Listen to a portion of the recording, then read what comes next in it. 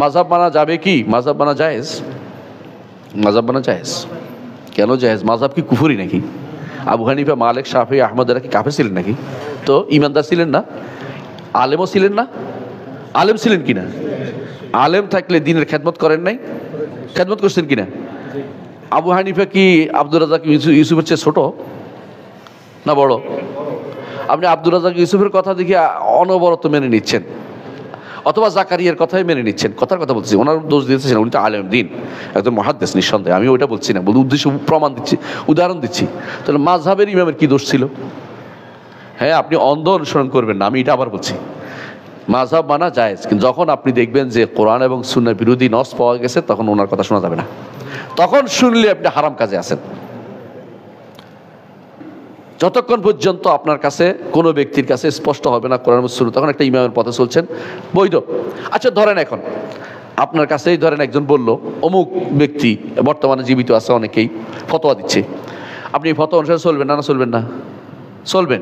কিন্তু যখন আপনার কাছে প্রমাণিত হবে যে এই ফতোয়া সঠিক নয়, তো কী করবেন? বাদ দিতে হবে। ঠিক একই হুকুম ইমামের বক্তব্যের ক্ষেত্রে, একই হুকুম, কোনো পার্থক্য নাই। ইমামদের বক্তব্যের ক্ষেত্রে তবে পার্থক্য হচ্ছে ইমামদের বক্তব্য লিখিত এবং নির্ধারিত। আপনার বক্তব্য মাঝে মধ্যে এমন ফতোয়া আসে পৃথিবীর কেউ বলে নাই, পৃথিবীর কেউ বলে নাই। আপনি জাহেল, তারপরেও আপনি মনে করছেন ইমামের জায়গায় পৌঁছে গেছেন, ইমামদের বিরুদ্ধে বক্তব্য দিতেছেন। আপনি কি জানেন ইমামদের ইলম সম্পর্কে আপনার কত জ্ঞান আছে? কোনো একটা মাসলা ভুল করলে তাদের এক সব কিন্তু তাদের কিন্তু ঠিকই আছে। ইমামরা ভুল করলে, ইমামরা কোনটা ভুল করলেও ওনারা অনেক ভালো কাজও করেছেন, সব তো আর ভুল করেন না। আপনি ভুলগুলি হাইলাইট করেন, আরগুলি বলেন না কেন?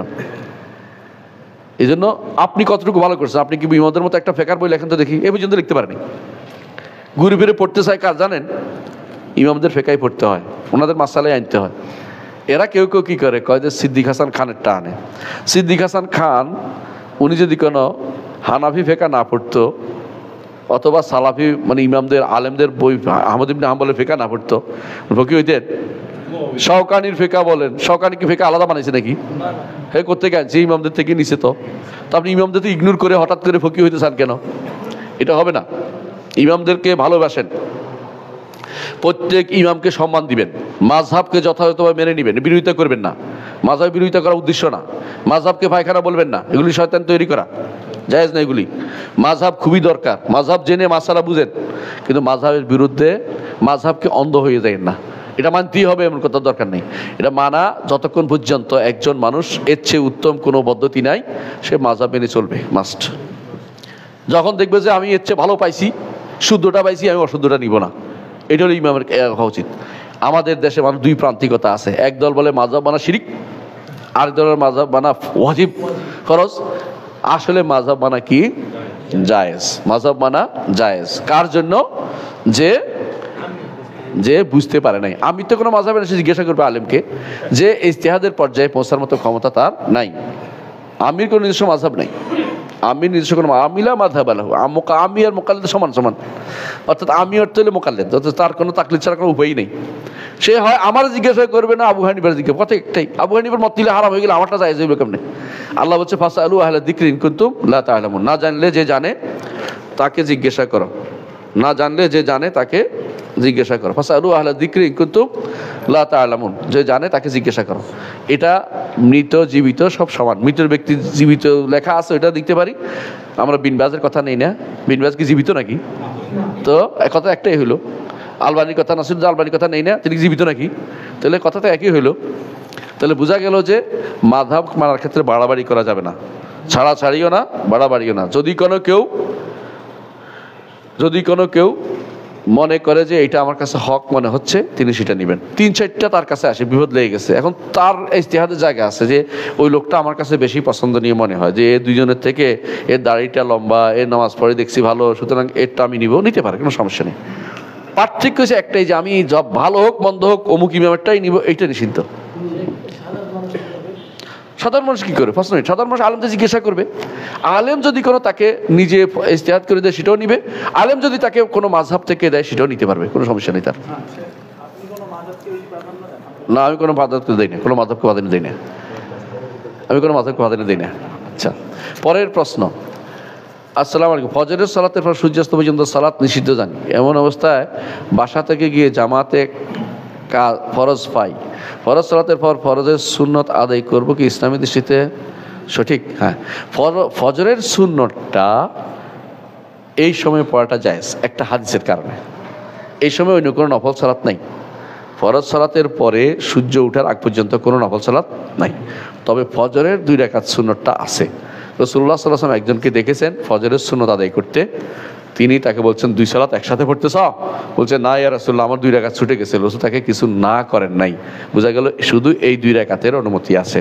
এটা রাসূল স্পেশাল, এটাকে বলে এক্সেপশন। এক্সেপশন সবসময় এক্সেপশনে থাকে, এটার সাথে আর কিছু কেয়াস চলে না। সুতরাং আপনি এই 2 রাকাত পড়তে, ফজরের সুন্নতে 2 রাকাত পড়তে পারবেন। তারপরে উত্তম হচ্ছে, যেহেতু এটা একজনের আমল, আর রাসূল সাল্লাল্লাহু আলাইহি ওয়াসাল্লাম নির্দেশনা হচ্ছে সূর্যাস্তের পরে, সূর্য ওঠার পরে, এই জন্য সূর্য ওঠার পরে পড়াটা উত্তম বেশি। খুরুজান খেলাফ, যে কোনো সময় মতভেদ থেকে বের হয়ে যেতে পারলে এটা বেশি ভালো। আমি এই নীতি বেশিরভাগ অবলম্বন করি। হেদায়েতের উপর টিকে থেকে ঈমান নিয়ে মৃত্যুবরণের উপায়সমূহ কী কী?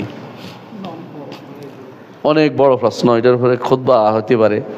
তবে সংক্ষিপ্ত কথা হচ্ছে, আপনাকে হেদায়েতের উপর টিকে থাকার জন্য প্রথমে দোয়া করতে হবে আল্লাহর কাছে, রব্বানা লা তুজিগ কুলুবানা বা'দা ইয হাদাইতানা ওয়া হাব লানা মিন লাদুনকা রাহমা ইন্নাকা আনতাল ওয়াহ্হাব। এই দোয়া বেশি বেশি করবেন, অর্থ বুঝবেন, আর ভালো মানুষদের সাথে থাকবেন, নিয়মিত সালাতগুলি আদায় করবেন, নিয়মিত সালাতগুলি আদায় করবেন। যে কোনো ফিতনা আসুক চোখ দিকে তাকাবেন না, ঘটনা 2-3 দিন পরে শুনবেন, খুব তাড়াতাড়ি ঘটনা শোনার জন্য উৎসুক হয়ে যাবেন না। এই যুগে সবচেয়ে বড় সমস্যা হচ্ছে তাড়াতাড়ি ফিতনা নিয়ে তাড়াতাড়ি অস্থির হয়ে যাওয়া। এই যুগের সবচেয়ে বড় সমস্যা এটা। যুবকরা খুব দ্রুত অস্থির হয়ে পড়ে, এবারে কিছু বলে। অনেক মানুষকে আমি আনফ্রেন্ড করেছি এই কারণে। যখন ফিতনা, হ্যাঁ, মার্চ ফর গাজা ফিতনা শুরু হলো, এটা ফিতনা। কয়েকজন আমাকে, আপনি কোথায়, আপনি কোথায়? কেন? আপনি নাই। আরে আমি কোথায় কেন যাবো? আপনি কেন যাচ্ছেন? এটাতে ইসলামের কোন উপকার হবে? হ্যাঁ, এটা কেমন কি বলেন? আপনি তো এই সে, হ্যাঁ আমি এই সেই, ঠিক আছে, আমি তোমার আউট করলাম, যা তুমি ঘুরো। এখন তারে আর খুঁজে পাওয়া যায় না, কিরে ওইটাতে কি উপকার হয়েছে এখন কয় না। এদের উপকার কে পাইছে জানেন তো? যারা দল করে তারা পাইছে। আর যারা গাদা টাইপের রয়েছে ওদের, হ্যাঁ, গাদা কি করে? হ্যাঁ, মানুষ টানে, কোনো খবর রাখে না কি জন্য টানতেছে। এরা গাদা হিসেবে কাজ করছে, ওরা গাদা হিসেবে কাজ করছে, ওদের হ্যাঁ দলীয় লোকদের গাদা হিসেবে কাজ করছে। আর কেউ হয়েছে তাদের অর্থনৈতিক কিছুটা সলভেন্সি পাইছে, এটা দ্বারা অর্থনৈতিক কোনো একটা সুযোগ সুবিধা নিছে।